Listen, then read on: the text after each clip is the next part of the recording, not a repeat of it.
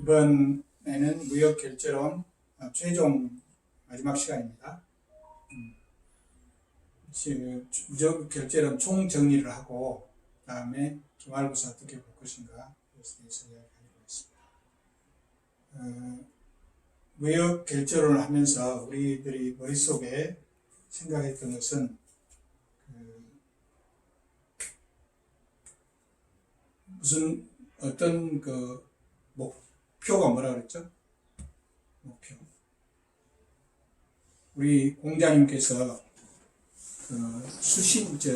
수행의 단계로 수신, 제가, 치구, 평천하 이런 식으로 되어 있죠.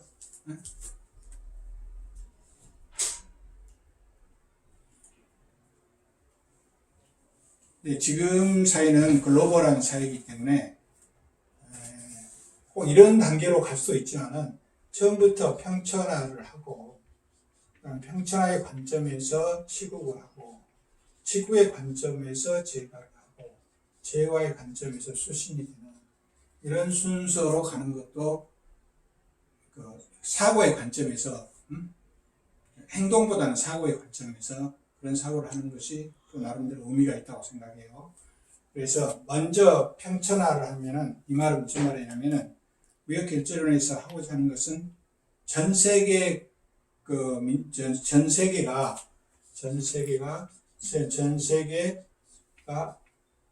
다 같이 잘 사는 길이 무엇이냐 이것이 목적이고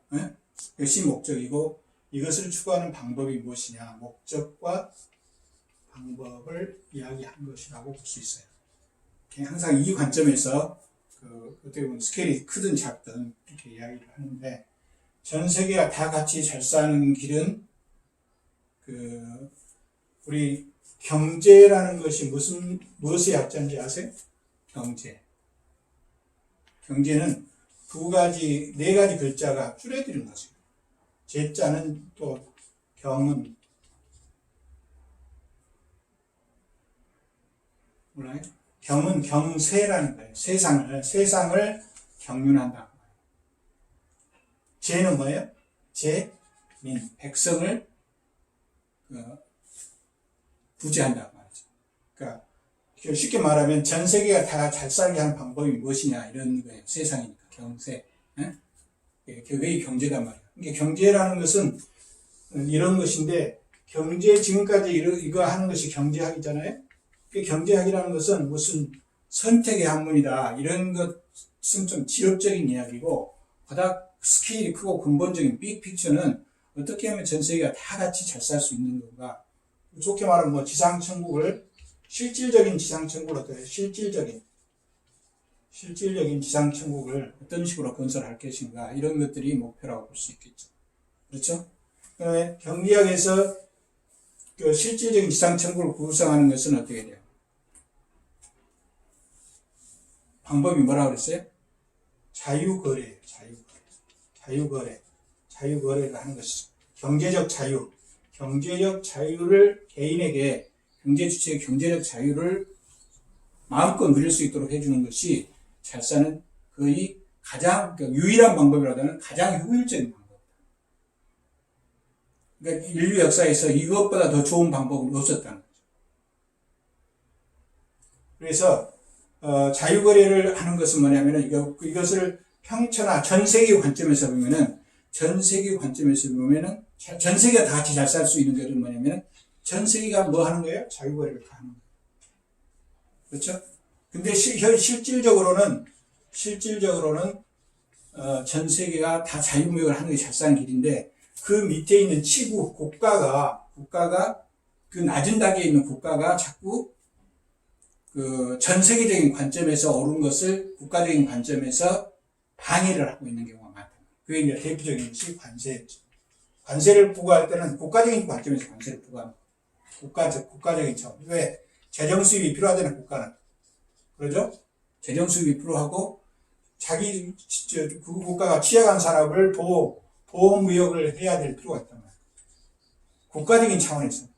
그러나 세계적인 차원에서는 재정 수입이 받으려면 소득이 발생해야 된다.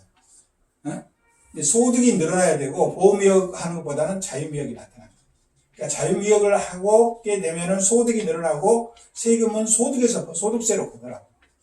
그렇게 하는 것이 이렇게 하는 것보다 훨씬 더 효율적이고 다 같이 잘 싸는 기반. 관세, 거래를 제한해가지고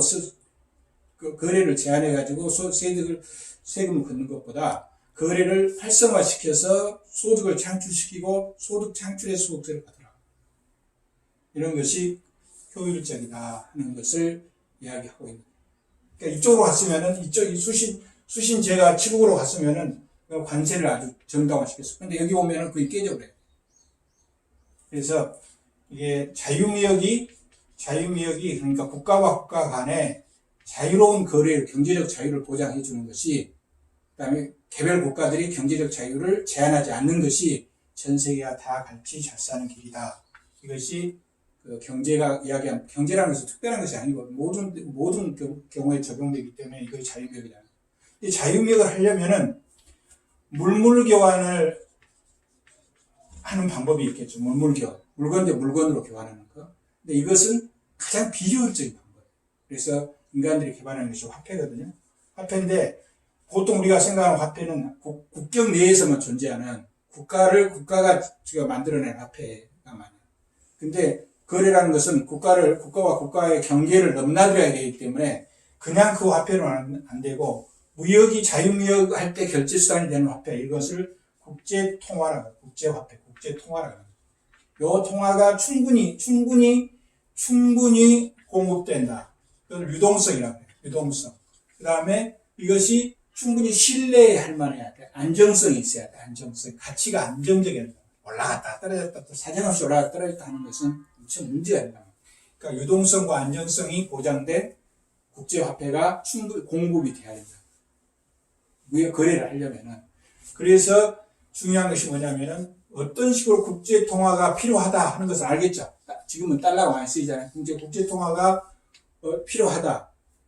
그렇죠. 네. 필요한 것은 아는데, 그럼 어느 나라 통화를 국제통화를 쓰냐, 무엇을 국제통화로 쓸 것이냐, 무엇을. 그 다음에 국제통화를 쓰면은 각국 통화가 있겠죠. 각국 통화하고 국제통화는 다르잖아요. 그러니까 그 교환 비율이 있겠잖아요. 이걸 환율이라고 해요. 환율인데, 대부분 이제 인류가 개발하는 것이 안정성이 중요하기 때문에, 안정성이 중요하잖아요. 유동성만 안정성이 중요하기 때문에, 국제통화를 대부분 가장 안정적인 것은 금이었어요. 금. 그래서 금으로 쓰자는 거예요. 금으로. 근데 금은 뭐예요? 금은 채굴이 돼야 되잖아요. 충분히. 무역량은 늘어나는데 그만큼 채굴이 돼야 돼요. 금은 한계가 있기 때문에 유동성에 문제가 있어요. 안정성이 있는데.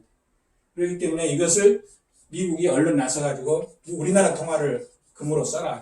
국제통화로 써라. 달러를 국제통화로 써라. 그리고 대신 얼마든지 바꿔주겠다. 금으로 바꿔주겠다. 이런 식으로 약속을 하고 달러를 국제통화로 쓰는 시스템으로 간 거예요. 이것을 고정환율 제도라고 그랬어요. 고정환율 제도라고 그랬는데, 이 고정환율 제도가 됐는데, 이 고정환율 제도로 계속 갔으면 좋아요. 근데 무역량은 계속 늘어나잖아요. 무역량은 계속 늘어나면 달러가 그만큼 많이 필요하겠죠. 그럼 달러가 어디서 필요하냐면은 미국 바깥에서 달러가 필요해요. 미국 바깥에서 달러가 늘어나야 돼요. 그러니까 미국 바깥에서 달러가 늘어나기 위해서는 미국이 흑자를 봐야 돼, 적자를 봐야 돼? 적자를 봐야 돼. 적자를 봐야 된다. 적자를 봐야 돼요. 적자를 보지 않으면 달러가 오히려 미국으로 들어가 버리니까. 있는 달러도. 적자를 봐야 되는데, 미국이 적자를 보면 볼수록 미국 아닌 다른 나라에서 흑자가 되는 거예요. 미국 아닌 그 대표적인 나라가 일본하고 독일이에요. 일본하고 독일에서 흑자가 됐어요. 일본하고 독일 흑자가 되니까 이 흑자가 된 달러를 가지고 있는 달러는 종이쪽지에 불과하죠. 근데 그것을 신뢰성이 있으려면 뭘로 바꿔준다는 전제가 있어요? 금으로 바꿔준다는 전제가 있는데, 미국이 가지고 있는 금보다 달러가 더 많아요. 일본하고 독일이 가지고 있는 달러가 더 많아. 그러니까 뭐하고 실제로 못 바꿔주니까 바꿔주라고 그랬네. 바꿔주라고 이야기한 것을 태환이라고 해요. 태환. 야, 태환. 교환이라고 하기 때문에 태환이라고 해요. 태환이라는 이 태환을 요구를 했더니 미국이 바꿔줄 수가 있어, 없어? 없어요. 실제로 바꿔줄 수가 없었던 거예요. 그래서 닉슨이 1971년에 못 바꾸겠다고 선언을 해버린 거예요. 그러면 뭐가 깨져버린 거예요? 고정환율 제도가 깨져버리고 그때부터 무슨 환율 제도가 된 거예요? 변동환율 제도가 됐어요. 변동환율 제도가 됐어요. 변동환율 제도는 좀 안정성이 있어요, 없어요? 좀 안정성이 떨어지죠, 고정환율 제도보다. 이해가 돼요? 네. 그래서 변동환율 제도를 했는데 이 변동환율 제도는 뭐 환율 제도가 없는 것보다는 낫죠. 변동환율 제도가 되는데, 그러니까 일단은 뭐예요? 환율이 변하게 되는 거예요.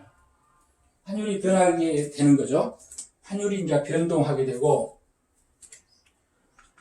환율의 변동이라고 하는 것이 있고, 이것은 어떻게 돼요? 환율의 변동이라는 것은 그 비즈니스에서 위험성을 증가시키는 걸 감소시키는 거예요.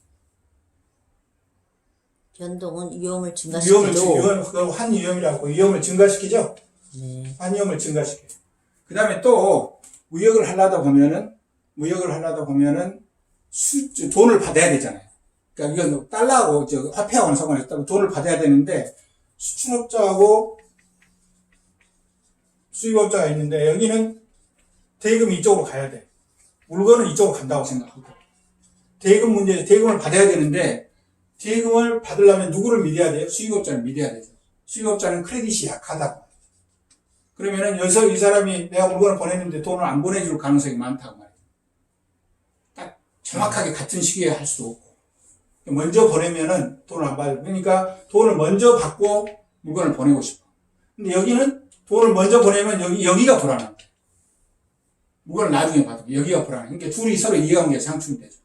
그렇기 때문에 이 중간에 끼어서 먼저 대금 지급을 수출업자한테 누구를 대신한 수입업자에게 대금 지급을 약속을 해주면은 여기는 안심하고 보낼 수 있죠. 아직 돈을 준 것은 아니에요. 약속만 한 거예요. 그렇기 때문에 수출업자가 은행이 이걸 대신해줘. 은행의 크레딧을 믿고 물건을 보낼 수 있죠. 그러면 실제로 무역이 잘 이루어지게 되죠. 그래서 여기서 발생하는 위험, 대금, 크레딧 위험이라고 하죠. 크레딧 위험이 있어요. 그러니까 환 위험이 있고 크레딧 위험이 있다. 그래서 이 위험을 어느 정도 제거를 해주지 않으면은 사람들이 우리 위험을 싫어하기 때문에 실제로 자유무역이 전 세계적으로 모두가 잘 살게 하는 길이라고 해도 자유무역이 활성화될 수가 없다. 그 위험을 제거해주는 길이 무엇이냐? 이것에 대해서 하는 것이 대금 무역 결제 이야기다. 무역 결제. 무역 결제론이라는 것은 근본적으로 뭐냐면 전 세계에 어떻게 하면 다 같이 잘 살게 하느냐의 목표가 있어요.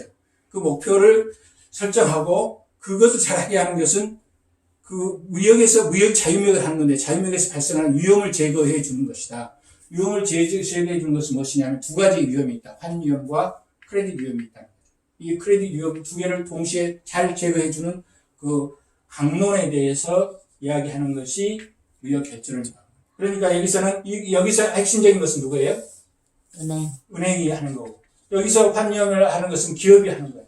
그러니까 여기서는 기업하고 은행들의 역할에 대해서, 그러니까 수신제가 은행과 기업들이 어느 정도 역할을 하느냐 하는 것에 대해서 이야기를 해주는 것이 무역 결제론이다. 이것하고 크레딧 리스크를 하는 것을 은행하는 것을 LC 신용장이라고 그러고, 이것을 뭐냐면은 환 관리라고 해요. 환을 어떻게 잘 관리를 하는 거예요. 네? 환으로 손해를 안 봐야 된다고 말이죠. 또는 이익을 보거나 손해를 안 봐야 된다. 그렇게 하면 어떻게 환 관리를 할 것이냐. 이것이 무역 결제론의 핵심이다. 무역 결제론이라고 하는 것은 결국은 세계 평화에 이바지하는 거예요. 이바지 않는 거예요. 이바지하네요. 이바지하는 대부분 무역 결제론은 그냥 무역하는 무역 기업들이 실무적인 차원에서 어떤 것을 할 것인가 이렇게만 생각할 수도 있어요. 그렇지만은 사실은 큰 빅픽처 안에서 어쩌면은 기업이라든가 은행들의 역할에 대해서 이야기를 해줌으로써 결국에 와서는 전 세계가 다 잘 살고 세계 평화에 이바지하는 길이 무역 결제론이다 하고 빅픽처를 이야기를 하려고 그런 거예요. 실제로 무역 결제를 하려다 보면 이제 은행이 LC를 개설하고 그래야 되잖아요. 그런데 실제로 무역을 하려다 보면 LC가 주로 무슨 언어로 돼 있어요? 거의 LC 영어로 돼 있어요. 그리고 LC를 또 해석하는 것, 영어를 해석할 뿐 아니라 그것에 대해서 거기에서 발생하는 여러 가지 문제들을 어떤 식으로 또 해석해 줄 것인가, 정리해 줄 것인가가 UCP라고 60배, 600이라고 신용장 통일 규칙이 있단 말이에요. 이것도 다 영어로 돼 있어요. 이거 영어로 돼 있기 때문에 글로벌 사회에서는 내가 여러분들한테 강조했던 것은 한국말로 번역해서 해줄 수 있다고 말이죠. 한국말로 번역해서 해줄 수 있지만은 실제로 한국말로 번역해서 해주면은 내가 은행에 가서 신용장을 보는데 남이 번역해준 것을 봐야 돼. 근데 그것은 말이 안 된다고 말이에요. 그래서 신용장에 관련된 것과 60비, 600에 관련된 영어는 그렇게 복잡한 영어는 아니에요. 그 분야의 전문 영어이기 때문에 그 분야에 관련된 전문적인 용어들을 배우고 나면은 그렇게 해석하는데 큰 문제가 되지 않는다는 거죠. 그래서 여러분들이 영어로 내가 강의를 주로 많이 했었다는 거죠. 그래서 기본적으로 이것이 무역 결제론이었고, 여러분들이 이 강의를 들으면서 내가 기대했던 것은 실제 여러분들이 어떤 식으로 글로벌, 전 세계가 어떻게 하면 다 같이 잘 사는 길이 무엇이냐, 자유무역을 하는 것이다. 자유무역을 하기 위해서는 국제통화가 있어야 되고, 대금 결제가 원활하게 돼야 되고, 여러 가지 발생, 무역 대금 결제와 관련돼서는 위험성들이 제거돼야 된다. 무역 자체 위험성도 제거돼야 되지만, 대금 결제와 관련된 위험성도 제거돼야 된다. 그러기 위해서는 누가 역할을 하는 것이다?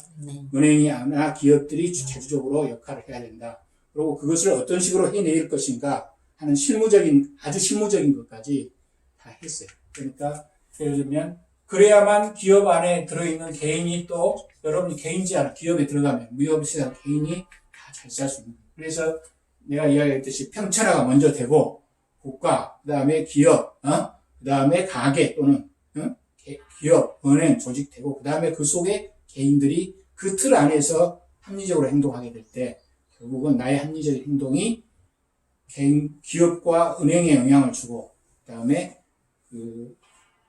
그것이 국가에도 영향을 주고 전 세계적으로도 바람직한 영향을 준다는 거였죠.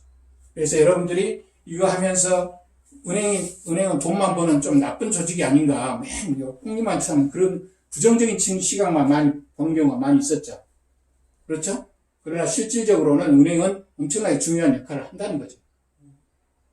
그렇죠? 은행의 중요한 역할에 대해서 알면 알수록 인정할 수밖에 없다는 거죠.